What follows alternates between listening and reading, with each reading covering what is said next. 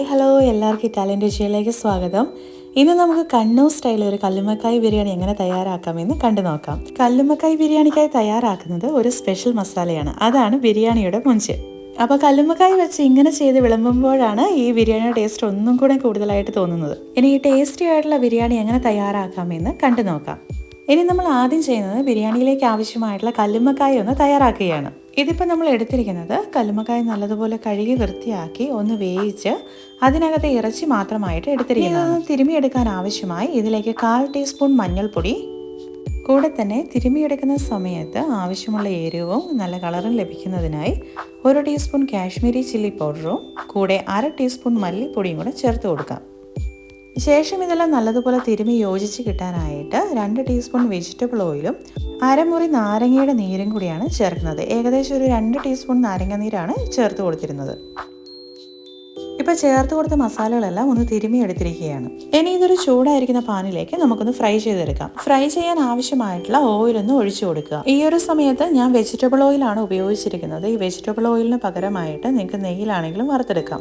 ഇനി വറുത്തെടുക്കുന്ന സമയത്ത് മീഡിയം ഫ്ലെയിമിൽ വെച്ച് വേണം വറുത്തെടുക്കാൻ. ഇനി കല്ലുമ്മക്കായ് ഒരുപാട് മുരിഞ്ഞു പോകണമെന്നില്ല കേട്ടോ. ചെറുതായിട്ടൊന്ന് മുരിഞ്ഞു വരുന്ന നേരത്ത് നമുക്ക് എണ്ണയിൽ നിന്ന് കോരിയെടുക്കാവുന്നതാണ്. ഇപ്പോൾ കല്ലുമ്മക്കായ ആവശ്യത്തിന് മുരിഞ്ഞ് അതിന് കളറൊക്കെ കയറി വന്നിട്ടുണ്ട്. ഇനി എണ്ണയിൽ നിന്നതിനെ മാറ്റാം.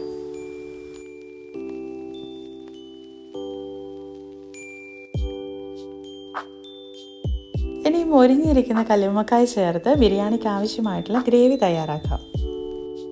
ഇത് തയ്യാറാക്കുന്നത് ഞാൻ നേരത്തെ കല്ലുമ്മക്കായ് ഫ്രൈ ചെയ്ത അതേ പാനിൽ തന്നെയാണ്. അതിലേക്ക് ചെറുതായിട്ട് അരിഞ്ഞെടുത്തിരിക്കുന്ന മീഡിയം സൈസ് 3 സവാളയാണ് ഇട്ട് കൊടുത്തിരിക്കുന്നത്. ഇനി ഈ സവാള ഒരു മീഡിയം ഫ്ലെയിമിലിട്ട് നന്നായിട്ടൊന്ന് വഴറ്റിയെടുക്കാം. ഇനി ഇതിലേക്ക് 1/2 ടീസ്പൂൺ ഉപ്പ് പൊടിയും കൂടെ ചേർത്ത് ഒന്നും കൂടെ വഴറ്റി യോജിപ്പിക്കാം. ഇപ്പോൾ ഈ വഴന്നു വന്ന ഉള്ളിയിലേക്ക് നമ്മളൊരു ചെറിയ മസാലയും കൂടെ എക്സ്ട്രാ ചേർക്കുകയാണ്. അതിനായി ഒരു പിടി മല്ലിയിലയാണ്, ഇത് ഫ്രോസൺ ആയതുകൊണ്ടാട്ടോ ഇങ്ങനെ ഇരിക്കുന്നത്. അതിൻ്റെ കൂടെ ഒരു 3 അല്ലി വെളുത്തുള്ളി, വലിയ വെളുത്തുള്ളിയാണ്, ഒരു പച്ചമുളക്, ഒരു മീഡിയം സൈസ് ഇഞ്ചി കഷ്ണം കൂടിയാണ്. ഇതെല്ലാം ഒന്ന് ചെറുതായിട്ട് ഞുറുക്കിയ ശേഷം 1 ടീസ്പൂൺ ചെറിയ ജീരകവും ഒരു മീഡിയം സൈസ് തക്കാളിയും കൂടെ ചെറുതായിട്ടൊന്ന് മുറിച്ചിട്ടതാണ്. ഇനി ഇതെല്ലാം ഒന്ന് അടിച്ചെടുത്ത് വരാം. ഇനി വഴന്നു വന്ന ഉള്ളിയിലേക്ക് ഇപ്പം അരച്ചെടുത്തിരിക്കുന്ന മസാലയും കൂടെ ചേർക്കുകയാണ്. ഈ ഒരു മസാല പ്രിപ്പറേഷൻ ആട്ടോ ഞങ്ങൾ കണ്ണൂരുകാരുടെ സ്പെഷ്യൽ. അപ്പോൾ ഈ ഒരു മസാലയിൽ ചെയ്തെടുക്കുമ്പോഴത്തേക്കും കല്ലുമ്മക്കായ്ക്ക് ഒരു പ്രത്യേക രുചി തന്നെയാണ്. ഇനി ഇതിൻ്റെ എല്ലാം ഒരു പച്ചമണം പോയതിന് ശേഷം നമുക്കിതിലേക്ക് പൊടികൾ ചേർത്ത് കൊടുക്കും. അതിനായി 1/4 ടീസ്പൂൺ മഞ്ഞൾപ്പൊടി, 1 ടീസ്പൂൺ ഗരം മസാല, 3/4 ടീസ്പൂൺ മല്ലിപ്പൊടിയാണ് ചേർത്തിരിക്കുന്നത്. കൂടെ ഒരു 1/2 ടീസ്പൂൺ പിരിയമുളകിൻ്റെ പൊടിയും കൂടെ ചേർത്ത് കൊടുക്കുക. ഇനി ചേർത്ത് കൊടുത്തിരിക്കുന്ന പൊടികളുടെ പച്ചമണമെല്ലാം പോയതിന് ശേഷം ഇതിലേക്ക് 1.5 സ്പൂൺ നെയ്യ് കൂടി ആഡ് ചെയ്യാണ്. നെയ്യൊക്കെ നന്നായിട്ടൊന്ന് മെൽറ്റായി വന്നതിന് ശേഷം ഇതിലേക്ക് ആവശ്യമായിട്ടുള്ള തൈരും കൂടെ ചേർത്ത് കൊടുക്കാം. ഇനി ഈ തൈരിനെ ഗ്രേവിയിലേക്ക് നന്നായിട്ട് ഇളക്കി യോജിപ്പിച്ചെടുക്കാം. ശേഷം ഈ ഗ്രേവിയിലേക്ക് നമ്മൾ നേരത്തെ ഫ്രൈ ചെയ്ത് വെച്ചിരിക്കുന്ന കല്ലുമ്മക്കായും ചേർത്ത് ഇളക്കി യോജിപ്പിച്ചെടുക്കാം. ഇനി ഈ ഗ്രേവി ഒന്ന് തിളച്ചു തുടങ്ങുന്ന സമയത്ത് ഇതിലേക്ക് ആവശ്യമായിട്ടുള്ള മല്ലിയില ചേർത്ത് കൊടുക്കാം. ശേഷം വീണ്ടും ഒന്നുകൂടെ നന്നായിട്ട് ഇളക്കി യോജിപ്പിക്കാം. ഇനി നമുക്ക് ഗ്രേവി ഓഫ് ചെയ്ത് മാറ്റി വെക്കാം.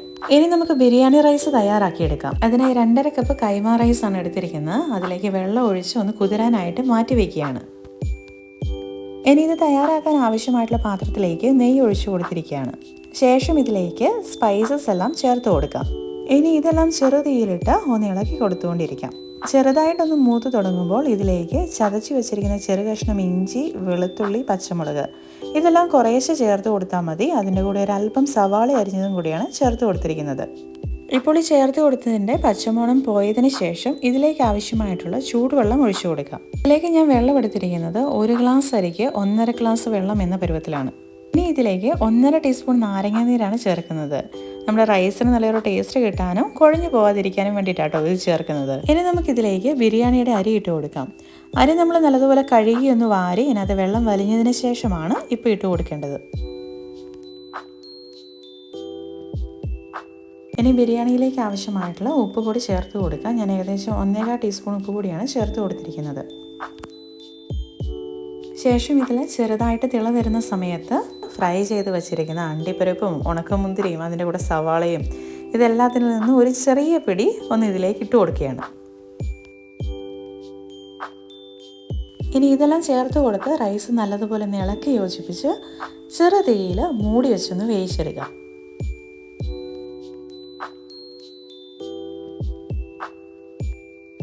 ഇപ്പോൾ റൈസ് കറക്റ്റ് പരുവത്തിൽ വെന്ത് വന്നിട്ടുണ്ട്. ഇപ്പോൾ ഇത് ഞാൻ എടുത്തിരിക്കുന്ന ഒരു 1/4 വേവിലാണ്. അപ്പോൾ ഈ ഒരു പരുവത്തിലെടുത്ത് കഴിഞ്ഞാൽ ബിരിയാണി ദം ചെയ്യുന്ന നേരത്ത് ഒട്ടും കുഴയാതെ നല്ല വിട്ട് നിൽക്കുന്ന റൈസായിട്ട് നമുക്ക് കിട്ടും. അപ്പോൾ ഇനി ബിരിയാണി ദമ്മിനായിട്ട് ഒന്ന് ലെയറായിട്ട് ഇട്ട് കൊടുക്കുന്നതൊന്ന് കണ്ടു നോക്കാം. അപ്പോൾ ആദ്യം തന്നെ ബിരിയാണി ചെയ്യാൻ ആവശ്യമായിട്ടുള്ളൊരു പാത്രത്തിലേക്ക് ഒരല്പം ചൂട് നെയ്യ് ഒഴിച്ചു കൊടുത്തിട്ടുണ്ട്. അതിൻ്റെ മുകളിലേക്ക് തക്കാളി കനം കുറഞ്ഞ് ഒന്ന് അരിഞ്ഞ് വെച്ചിരിക്കുകയാണ്. ഇങ്ങനെ തന്നെ ചെയ്യണമെന്നില്ല, നിങ്ങളുടെ ഇഷ്ടപ്രകാരം വേണമെങ്കിൽ നിങ്ങൾക്ക് റൈസ് ആദ്യം ഇട്ട് വെച്ചിട്ടും ചെയ്യാം. അപ്പോൾ ഞാൻ ചെയ്യുന്ന രീതിയാണ് കേട്ടോ ഇത്. അതിന് മുകളിലേക്ക് ഗ്രേവി ഇട്ട് കൊടുത്ത് അതിന് മുകളിലേക്ക് വേവിച്ച് വെച്ചിരിക്കുന്ന റൈസും അതിന് മുകളിൽ മല്ലിയിലയൊക്കെ ആയിട്ട് നമുക്ക് ഇട്ട് കൊടുക്കാം. അപ്പോൾ നമ്മൾ തൊട്ട് മുന്നിലുള്ള ബിരിയാണി റെസിപ്പികളിനകത്തൊക്കെ ഞാനിത് ഇതേപോലെ തന്നെ ചെയ്തിട്ടുണ്ട്. അപ്പോൾ അതുകൊണ്ടാട്ടോ ഈ ഒരു പാർട്ട് ഞാൻ സ്കിപ്പാക്കുന്നത്. അപ്പോൾ നമ്മൾ തൊട്ട് മുന്നേ ചെയ്തിരിക്കുന്ന മഷ്റൂം ചിക്കൻ ബിരിയാണിയുടെയും മട്ടൻ ബിരിയാണിയുടെയൊക്കെ റെസിപ്പികൾ ഞാൻ ഇതിൻ്റെ ഡിസ്ക്രിപ്ഷൻ ബോക്സിൽ ആഡ് ചെയ്തേക്കാം, അതിൻ്റെ ലിങ്കും കൂടി. അപ്പോൾ ഒന്ന് കണ്ടു നോക്കിയാൽ മതി അതെങ്ങനെ ചെയ്തെടുത്തിരിക്കുന്നതെന്ന്. ഇനി ഇതൊന്ന് ദമ്മാക്കി എടുത്താൽ മാത്രം മതി. അപ്പോൾ ഇതിനായിട്ട് ഞാൻ ചെയ്യുന്നതെന്ന് പറഞ്ഞു കഴിഞ്ഞാൽ എളുപ്പത്തിൽ ഒരു അലുമിനിയം ഫോയിൽ വെച്ച് ഇതൊന്ന് കവർ ചെയ്തെടുക്കുകയാണ്. ശേഷം ഇതിന് മുകളിലായിട്ട് കട്ടിയുള്ള എന്തെങ്കിലും ഒരു പാത്രം വെച്ച് ഒന്ന് അമർത്തി വയ്ക്കുകയാണ്. ഈ ഒരു പരുവത്തിൽ ഒരു 10 മിനിറ്റും കൂടി ആട്ടോ ഞാനൊന്ന് വേവിച്ചെടുക്കുക. ഇപ്പോൾ കറക്റ്റ് 10 മിനിറ്റ് കഴിഞ്ഞു. ഞാൻ അതിൻ്റെ അടപ്പൊന്ന് മാറ്റി നമുക്കിതൊന്ന് കണ്ടു നോക്കാം. നല്ല അടിപൊളിയായിട്ട് ബിരിയാണി റെഡിയായി വന്നിട്ടുണ്ട്. നല്ല മണമാട്ടോ. ഞാനിതൊന്ന് ഇളക്കി കാണിച്ചു തരാം. നമ്മുടെ മസാലയും ഗ്രേവിയൊക്കെ നന്നായിട്ട് റൈസിലേക്ക് പിടിച്ച് വന്നിട്ടുണ്ട്. നല്ല ടേസ്റ്റാണ് കേട്ടോ. അപ്പോൾ എന്തായാലും നിങ്ങൾ ഇതുപോലെ ഒന്ന് ട്രൈ ചെയ്ത് നോക്കുക. നിങ്ങളുടെ അഭിപ്രായങ്ങൾ കമൻറ്റ് ചെയ്യാൻ മറക്കരുത്. പിന്നെ വീഡിയോ ഇഷ്ടപ്പെട്ട് കഴിഞ്ഞാൽ ലൈക്കും ചെയ്യുക. ഇനി ആദ്യമായിട്ടാണ് ഞങ്ങളുടെ ചാനൽ കണ്ടിരിക്കുന്നതെങ്കിൽ ഒന്ന് സബ്സ്ക്രൈബും കൂടെ ചെയ്ത് സപ്പോർട്ട് ചെയ്യുക. അപ്പോൾ എല്ലാവരോടും ബൈ.